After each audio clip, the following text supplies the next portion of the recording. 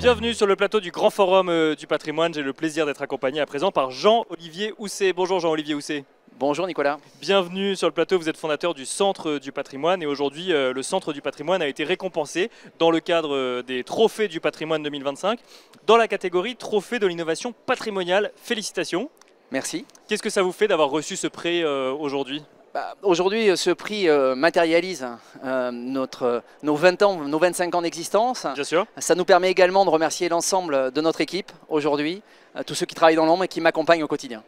Oui, parce que c'est le Centre du Patrimoine qui est récompensé, donc c'est l'ensemble des équipes du Centre du Patrimoine à qui bénéficie ce prix quelque part. Tout à fait Nicolas, c'est gentil de soulever justement comment nous sommes structurés, ça me permet de rebondir aujourd'hui. Aujourd'hui, le Centre du Patrimoine, c'est le Centre du Patrimoine, mais c'est aussi Eparnissimo. D'accord. Donc le Centre du Patrimoine existe depuis aujourd'hui plus de 20 ans.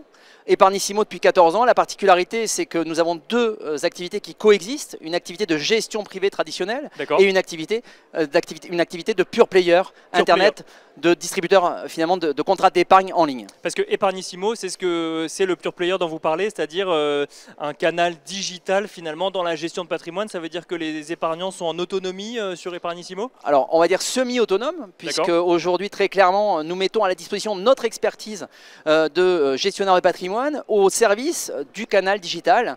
Donc nous accompagnons nos clients, bien évidemment, au-delà de la simple offre digitale qu'on pourrait retrouver sur Internet aujourd'hui. On les accompagne dans les allocations, on les accompagne dans la structuration juridique aujourd'hui des enveloppes assurantielles ou dans les enveloppes PER par exemple. C'est assez particulier comme modèle d'avoir un cabinet de gestion de patrimoine classique d'un côté et un pure player de l'autre qui finalement n'est pas pure player puisqu'il est rattaché à un cabinet de gestion de patrimoine.